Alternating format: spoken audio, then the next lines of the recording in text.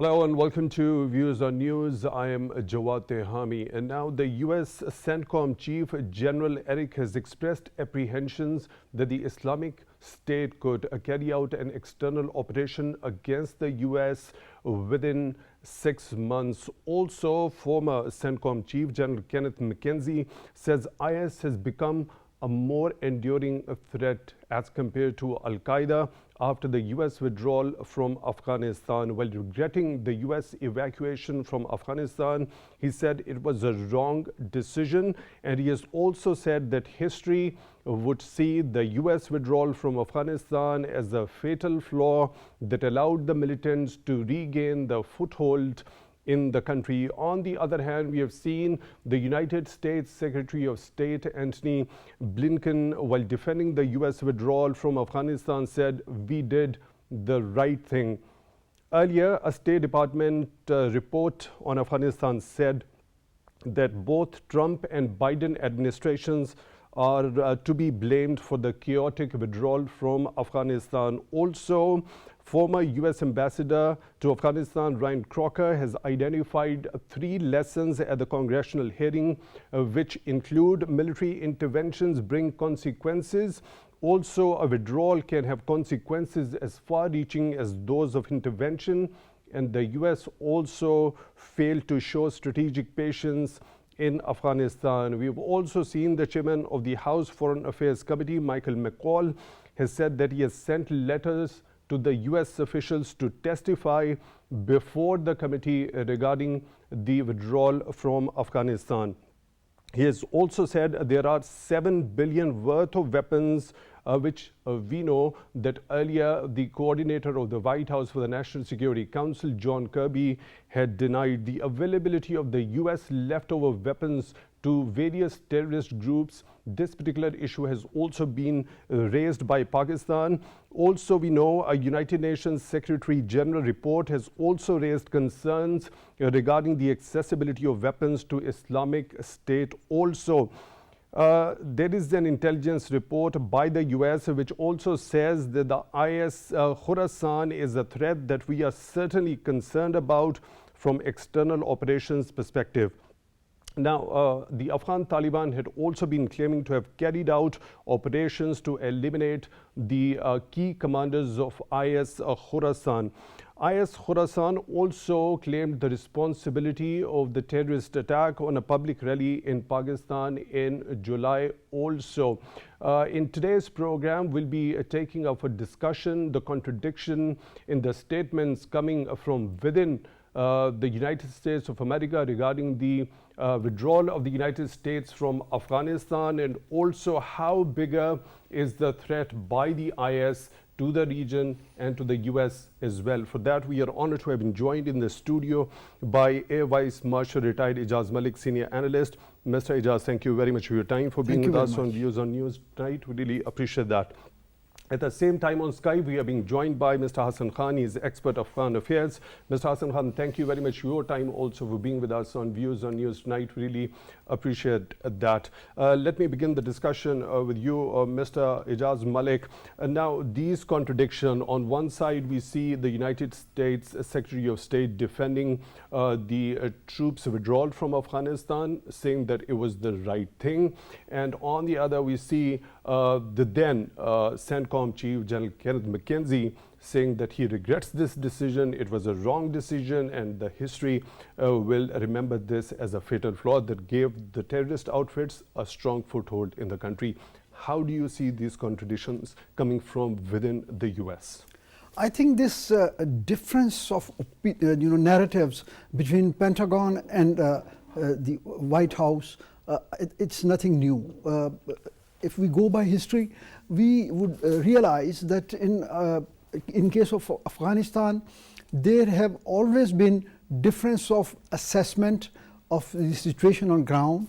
The commanders, the CENTCOM commanders who were actually facing the brunt of the war since first intervention after 9/11, they always had voiced a different version of what's going on what are the compulsions on ground, how NATO forces should be re-equipped or reinforced. And the political leadership or US administration, they always had their slight or at time very widening and different opinion about the same issues. And that is what is being reflected in your what have you just stated in your intro. And actually, if as a neutral analyst and having followed this entire history of intervention into Afghanistan, then announcement almost a decade before withdrawal, it conditioned the environment probably in favor of the locals, because despite massive military presence and lot of expenditure, the stated objectives of the intervention by US and NATO forces, they were not achieved.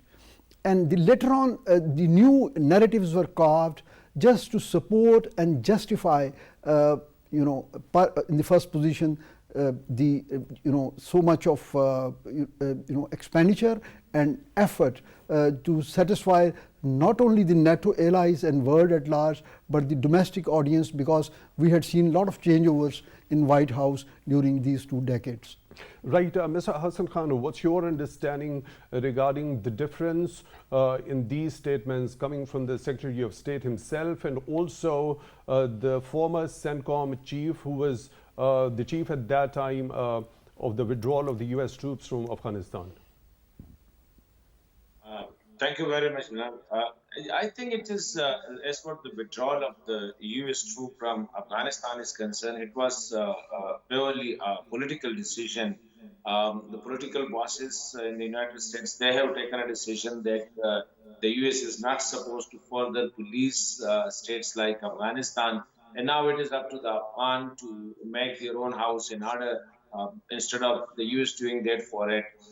Definitely, the US without during at the time of withdrawal, everybody was of the opinion, especially the military leadership, that the job is not yet done, and the US was fighting those, especially the Taliban, the anti-government forces in Afghanistan, who were getting strengthened day by day. And by 2019 or 2020, when US entered into a bilateral negotiation with the Taliban leadership, by that time their military position, militarily, they were quite confident, and then and especially prolonging the negotiation process, Taliban were trying to test the nerves of the interlocutors, especially the US interlocutors. So no doubt in it that once the US left Afghanistan, the Islamist forces, especially of Taliban,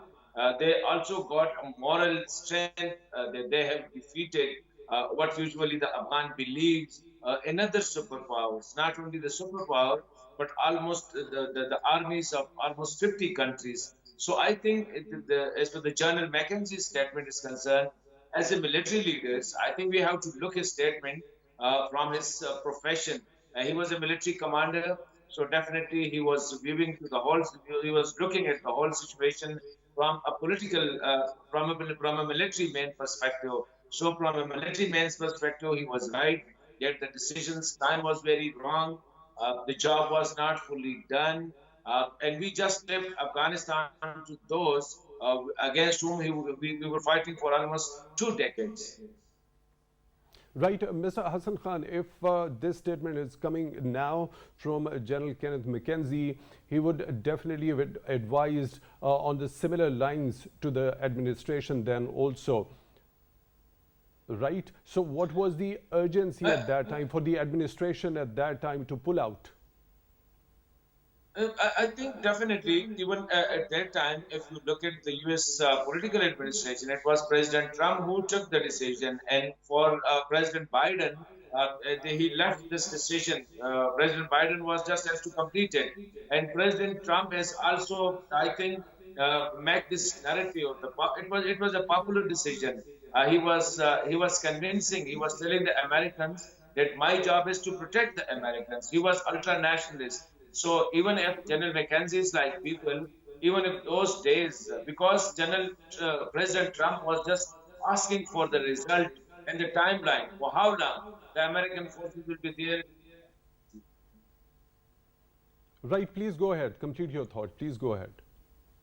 Yeah, I'm telling you that even in those at that time, when they enter into negotiation with the Taliban militia, uh, President Trump questions from the military leader was for how long we will be there, and what are the results of we fighting there in Afghanistan for how long? And then there were reports of the then Kabul administrations that was hugely corrupt and least interested in the country rebuilding. So President Trump took the decision on a nationalist line instead of looking at it that they have already invested trillions of dollars on Afghan side, and they have lost almost 3,000 people, the Americans, etc. So I say, even if at that time people like McKenzie, they could not convince President Trump of how long they will be there in Afghanistan and how long they will be pumping the dollars and the men and the material. So I think it was purely, as I said earlier, it was a political decision, and the military leaders were unable to convince the political bosses. So the political bosses took a final decision for the withdrawal from Afghanistan. Right. So, Mr. Hassan Khan, according to your understanding, was that calculation right by President Trump going against the advice of the military generals of that time? Because if he was to save Americans, why the concerns are now being raised as far as the safety of the Americans are concerned, as now the current US CENTCOM chief says he has expressed apprehensions regarding the IS carrying out an external operation against the US within a time frame of 6 months. Likewise, the US intelligence report says that ISK is a threat that we are certainly concerned about from external operation perspective. Yeah, I think this is a very pertinent question. That why the journals, even General Corella, he is also, this is his statement, warning the Americans that they may conduct external operation against the U.S. interest outside Afghanistan. I think, look, at that time, even the journalists, I will say, the military was also suffering from a sort of fatigue in Afghanistan. Now the situations which they were expecting when they signed the Doha agreement, they were expecting that the Taliban will be capable enough to secure the entire Afghanistan. They will not allow especially the terror syndicate to stay inside Afghanistan, to use the Afghan soil for training, or to conduct attacks outside Afghanistan against any other countries, including the US, including Pakistan. But for the last 2 years, we observe that Tehrik-e-Taliban Pakistan, it is using the Afghan side, and it has played a havoc inside Pakistan by conducting terrorist attack inside Pakistan on specifically on security forces, on police, on other public installations. So I think now they are getting alarmed, and you know the nexus between the ISKP and the TTP. ISKP in Afghanistan was first formed by a splinter group of the TTP. So definitely it has a relation. Then there is a relation between the TTP and the TTA, the Afghan Taliban. So I think, no doubt, Afghan Taliban are fighting against the ISKP, but they are very friendly with the TTP, and the TTP is in turn friendly with the ISKP because the TTP's assets are within the ISKP, and the ISKP interests are within the TTP. So I think definitely the US and the other international forces are taking cue from what's going on Pakistan, how the TTP is using the Afghan side against Pakistan. So I think due to that fear, uh, as the TTP has got strengthened post the Taliban takeover, so the ISKP is also, I think, taking hold. They have also access to the lethal ammunitions. Then there are the other terrorist groups like the ETIM, Pakistan Islamic Movement, Tehrik-e-Taliban, Tajikistan, etc. So I think these various terror syndicates at the moment they are stationing inside Afghanistan. So definitely it is sending alarms bill across the proverbial seven seas, including the US. Right. Amid this complexity that you've just described in this entire equation regarding TTP, ISKP, as well as the Afghanistan's Taliban, I'll take your detailed view. What's the way forward? For now, we are now joined by Mr. Zahir Shah on the phone line. He's a senior journalist. Mr. Zahir Shah, thank you very much for your time, for being with us on Views on News tonight. Really appreciate that. We see contradictory statements coming from within the U.S. Regarding the U.S. troops withdrawal from Afghanistan. What's your analysis regarding the contradiction in these statements from within the U.S.? Well, obviously, if we see at this moment on ground reality, the U.S. do have a lot of presence still in Afghanistan. And I would rather say the Doha agreement between the Taliban and the U.S., how they, installed the Taliban leadership in Kabul, obviously they are in close contact. And the reason and the stubbornness which we are feeling, perhaps in my opinion, the U.S. is now mostly in direct contact with the Taliban leadership inside. As well as, again, if we see the ground reality, perhaps the pressure which the Taliban government is building on Pakistan and different quarters, actually we were what we were expecting that perhaps there would be a friendly government inside Kabul after the takeover of Taliban. Rather that idea did not materialize. And now what we are feeling, the Taliban, inside the Taliban leadership, there is a severe stubbornness and anti-Pakistan sentiment for the last almost 5-6 months. And the reason, obviously, they are pressurizing Pakistan on different pretexts. If it comes to the border crossing areas, or if it comes to the smuggling, or even the trade relationship. Because now the Taliban leadership is also looking to a context that Pakistan would rather try to give them a kind of a safe passage, or they would, rather recognize them. They must have an embassy access in Pakistan so they can communicate with the world. But on the other hand, the border issues with Pakistan, they are increasing. The water issues they are raising. So obviously, what we were expecting from Kabul, that there would be a friendly government after the installation of Afghan Taliban, it doesn't materialize. And then the cross-border attacks, like the recent Chitral attack, it appeared to be very much organized. If we see Pakistan's assertions that they have communicated to the Afghan authorities to control the movement of that TTP group which was marching towards Chitral, it was not done. And again, now there are two different theories. First is perhaps what we are assuming, whether the Taliban do not have a control on the TTP. Rather, it's a very vague theory. But obviously, the TTP is in close ties with the Afghan government, and perhaps the Afghan Taliban are unable to carry out a direct action against the TTP. Right, Mr. Shah, when we talk about Afghanistan's concern regarding its recognition, and you are also mentioning that it is resorting to tactics in order to pressurize Pakistan. So if the Afghan authorities look so forward highly towards getting recognized rather than pressurizing Pakistan through these tactics, don't you think that it should be furthering itself in cooperating with Pakistan and also alleviating the concerns of Pakistani side? Well, the international community might have its reservations, especially on the girls' education, on the women's rights and other such things.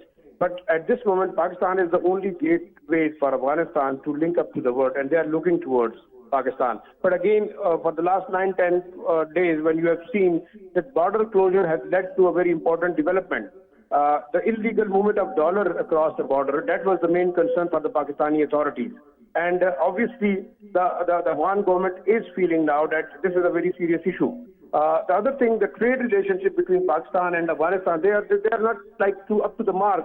If we come across this Afghan transit trade agreement, it's an old agreement, and perhaps it was never revived. So that thing is also very much hitting Pakistan's economy. Most of the Afghan transit trade goods which are going to Afghanistan, they again pour back to Pakistan, and a huge sum is spent on that particular ATA goods. So this is another issue. Again, what you were mentioning, that why they should not be in close ties with Pakistan if they wanted to get recognized. But what I believe, perhaps now the Americans do have direct interest inside Afghanistan because of the CPAC issue, because of the Chinese influence. They would definitely need some important people. And in the last couple of months, we have seen there's an increased U.S. Activities inside Pakistan even. Their ambassadors have suddenly got active. Their consul generals are very much active, which were not in the last 2-3 years back. So obviously now Pakistan is at a position where it is countered by different kind of challenges. And the U.S. interest again in the region, that is very important. Now coming back to the Afghan side, why they are pressurizing Pakistan and why they are not cooperative. Perhaps they are feeling again those sentiments, anti-Pakistan sentiments among some of the Taliban leadership. They feel and they try to raise those controversial issues like border issues, like also the water distribution issues and some other such type issues. Right, Mr. Zahir Shah, senior journalist, joining us on the phone line. Thank you very much for being with us on the show tonight. Really appreciate that. Mr. Malik, when we talk about the banned Tehrik-e-Taliban Pakistan, after the international troops withdrawal, we've seen resurgence of terrorism here in Pakistan. Pakistan's primary concern regarding banned Tehrik-e-Taliban Pakistan, a demand continuously been made by Pakistani authorities to the Afghan Taliban. As Mr. Hassan has already described in detail, there are certain UN reports which also suggest that there is cooperation or collaboration going on between the ISK as well as banned Tehrik-e-Taliban Pakistan, right? On one side, banned Tehrik-e-Taliban Pakistan declares its allegiance towards the Afghan Taliban. On the other side, it happens to be friendly with the ISK, against which the Afghan Taliban claim to have carried out or continuously carrying out the operations to eliminate their key commanders. So if banned Tehrik-e-Taliban Pakistan has declared their allegiance towards Afghan authorities, so shouldn't it be a matter of concern for the Afghan authorities that TTP happens to be friendly against, with the ISK? You see, within their domestic contest, these are forces who are definitely stakeholders in the internal politics and the power politics, and everybody wants to the core objective of their collaboration is to seek authority and a position of strength to demonstrate not only to the Afghan government but in the region that they are having support of a sizable number of people. They definitely have linkages which are dynamic. There are no definite signs of in black and white that who is supporting whom. But one thing for sure is that none of them is friendly with Pakistan. The degree of hostility would vary and perception may change and with time, but Afghan government, if they want some concessions from Pakistan or they want some assistance from Pakistan, be it humanitarian or a political or some leverage for having recognition by the regional power or international powers, then they also have to show some flexibility, which they haven't. Rather, their inability. Do you think it's a matter of showing flexibility as far as the Afghan authorities are concerned, or is it more a matter of reciprocation? Because rather than resorting to these sort of tactics by pressurizing Pakistan, trying to pressurize Pakistan, of course, don't they realize that Pakistan has done so much for them? Pakistan played a positive role in Afghan peace and reconciliation process, advocated the kind of dire humanitarian crisis the Afghan people were faced with. And also, Pakistan continuously urges the international community to continue to engage with the Afghan Taliban. So what else Pakistan should be doing that should alleviate the so-called concerns for which the Afghan authorities resort? Straightforward answer in the non-diplomatic term would be that they are thankless to what all we have done for them, what we continue to do for them, and what have we have done to support a huge influx of the refugees starting from 1979 onwards. They have devastated our economy. They have disturbed our political landscape. They have disturbed the entire culture in this northern part of Pakistan. So the Afghans have never been supportive. If due to certain time limited compulsions, if they have shown some kind of diplomatic parleys or a little bent towards Pakistan's or tilt toward Pakistan, but the riding clause in their policy has always been varying degrees of hostility or being non-friendly. And second thing, your previous question, I think the American administration's this current Commander CENTCOM statement, I think it's rather overplaying the capability of IS, because it is just like if we go back into history, how they overplayed on media the capability and reach of Al Qaeda. It wasn't like that. So it is just, I think, but it is a threat to reckon with, but it is more of a threat to the regional stability. It's more of a threat to Pakistan, the neighboring countries, and not to the, they don't have wherewithal, in my reckoning, to cause any damage to American, mainland or American soil. Right. Mr. Hassan Khan, in your previous take, you mentioned the friendly ties of Band Tehrik-e-Taliban Pakistan with ISK. We know TTP has declared and announced its allegiance with the Afghan authorities, the Afghan Taliban. Afghan Taliban at the same time claim to have carried out and continue to carry out the operations against the ISK. So don't you think it should be a matter of concern naturally for the Afghan authorities if TTP happens to be friendly with ISK? So even it takes it with concern that friendly ties of TTP with ISK, shouldn't it be taking equal action against the Band Tehrik-e-Taliban Pakistan as it is taking against the ISK? I think, yes, you are right. It shall be a matter of concern for the Afghan Taliban, for Amarat Islami. However, I have, during my personal interactions with various those who are closely observing the Amarat Islamic policies that are related to the Amarat Islam, they have these fears in mind that at the moment they are fighting against ISKP in Afghanistan. And they are trying not to deny the TTP because they definitely knew it that ISK was formed by a splinter group of TTP in the past, and when in 2016 somewhere when the TTP was again re and all the 4-5 groups get together and again become form of TTP.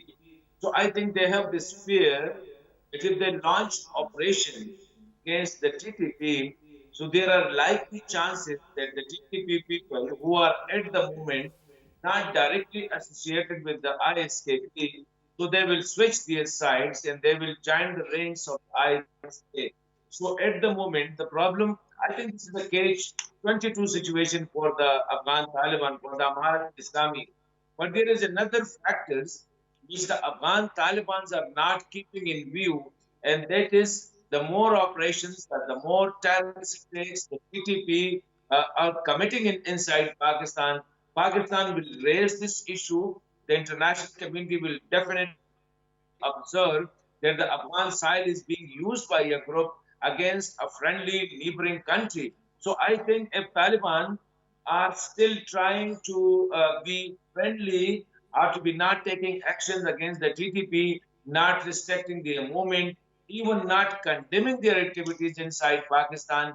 So I think definitely this statement of General McKenzie or General Corella, I think it is due to the TTP activities using Afghan land against Pakistan. Now the fear arises among other nations also. Already, Tajikistan has objected, and they also accused the Amarat Islami for not handling the Tehrik-e-Taliban Tajikistan. The same is for the Uzbekistan Islamic Movement people. Only Chinese are managing the things vis-a-vis ETIM. Iranian have also complained. They have also complained against Amarat Islami not stopping the unwanted elements crossing to Iran. So I think if Afghan Taliban do not take action against the TTP or not stopping them from their nefarious activities across Pakistan, the international community will get sensitized and they will have this fear in mind that if today Afghan soil is being used by a terrorist network against Pakistan, tomorrow other terrorist networks like ISKP, ETIM, IMU, TTA, Al Qaeda, etc. So definitely they can also use the Afghan side against any other country, particularly the Western interest or the American interest. Right, Mr. Hassan, what's your understanding when we talk about the US troops withdrawal from Afghanistan? Had there been not an unplanned and a hasty withdrawal from Afghanistan of the US troops, do you think the situation in this war-ravaged country could have been much different or rather, in fact, much better? I think as for my view is concerns, I from the day first believe that the Doha agreement was an instrument of surrender signed by the U.S. military again along with the Taliban, because instead of engaging the government, the then government of Afghanistan, particularly Dr. Ashraf Ghani administrations, they negotiated separately with the group with whom they were fighting. And I think it was a giant fight. Even the Afghan forces, the US forces, and other international troops, they were jointly fighting against Taliban. But what the Americans committed, they entered into an agreement with the Taliban separately, leaving the Kabul administrations in totally not engaging them in the whole process. And one fine morning, everybody saw that the American troops withdrew in a very haphazard way, leaving all the lethal weaponry where it was. Even it was not handed over to the Afghan military. So I think so definitely I see it. It is not only done in a haphazard way. I see it as a written, negotiated document of surrender committed by the U.S. military and their political administrations at that time. Right, Mr. Ijaz Malik, what's your understanding? Do you think the situation could have been better if there wasn't an unplanned and hasty withdrawal of the troops from Afghanistan? It was, planned in a manner that political, leadership, they had shown their intent and almost given a timeline years back to, have a planned withdrawal from Afghanistan. But the strategy at operational level, it was flawed because they not only left hurriedly, they left their equipment worth billions, which was serviceable. Although we have recently in media we have heard and seen that they are in denial. That they said that we have executed our denial plan and nothing serviceable was left there. But even United Nations Security Council special report verifies this aspect, that there have been a huge equipment left by the withdrawal forces, and which is being used by not only the Afghan Taliban themselves but other splinter groups like it could be anybody, let's say TTP or the other warlords in Afghanistan. And secondly, you see, they have even, it was so hurriedly done that they had left behind around 200,000 Afghans who were helping US or NATO forces in their routine operations in a support role, and those some of them even had American visas, and they were committed by the State Department that they would be withdrawn and they would be repatriated to United States, and they will be settled there. And just a half-hearted attempt was done once. About 15,000 people were taken out, and subsequently no serious effort has been done to get those people out. So different aspects, humanitarian side, the leaving their assets, it was a hurried and unplanned right. There is strategy. Mr. Ijaz, there is another contradiction. Now, the chairman of the House Foreign Affairs Committee, Michael McCall, says that, John Kirby made the comments that there were no weapons left behind, which is insane. He goes on to say that, there are $7 billion worth of weapons, and I can show the types of weapons and the cash. Now, what John Kirby actually said was that there was small amount of equipment and some aircraft at the airport when we finished our evacuation efforts, but they were all rendered unusable as we left. So it's a huge contradiction again. Yes, coming from. it wasn't on the apron or the airport that there were the deployments. Deployments were all over Kabul.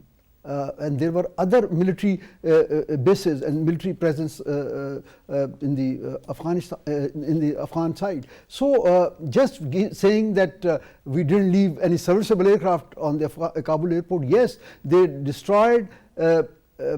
Maybe they might have destroyed some aircraft, but they definitely destroyed the civil aviation, the ATC equipment, and the other equipment which could be used for making the airport operational later on.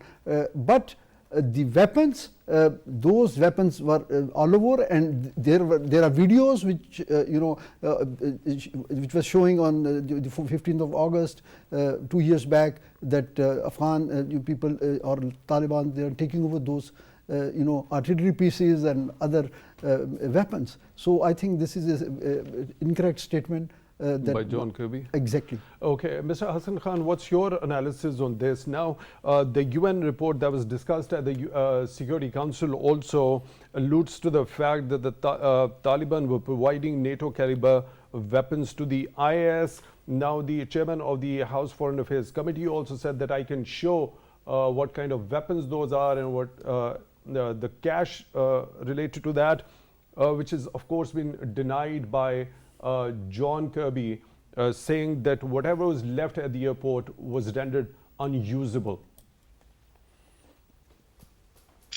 I think John Kirby was right when he said that whatever was left at the airport, that was dismantled. But yes, the U.S. I think their weapons and their other things were not only stored at the Kabul airport. Their biggest air base was the Bagram air base. They were having facilities at Helmand, Kandahar, Mazar, everywhere. The Germans were in Herat, the Germans were in Mazar. So you have people, other countries, they were having big bases. Mr. Malik, what's the way forward? How to deal with this particular issue? Now, there have been findings that these NATO caliber weapons have also been used by the terror groups to carry out their attacks within Pakistan. How do you think the countries should be going about dealing this particular threat? I think Pakistan should use, talk to them from a position of strength, and we should show zero tolerance, because although there have been verbal commitments and time and again by the Afghan Taliban government, but in manifestation they haven't shown any inclination towards exercising their influence over TTP. The recent incidents in Chitral area, for example, or cross-border terrorist attacks in Pakistan, erstwhile FATA area. So I think Pakistan should, we have demarched them and all that, but we should be more, forcefully dealing with them. Secondly, there is a very latest development that China has, agreed to open their embassy in Kabul. So I think that would change the dynamics in the region. So Pakistan should try to capitalize that window as well. Thank you very much for your time, for being with us on the show. Air Vice Marshal retired Ijaz Malik, senior analyst. We really appreciate that. On Skype, we were joined by Mr. Hassan Khan, expert Afghan affairs. Mr. Hassan Khan, thank you very much for your time, also for being with us on Views on News tonight. Really appreciate that. With that, we come to the end of today's show. Thank you for being with us.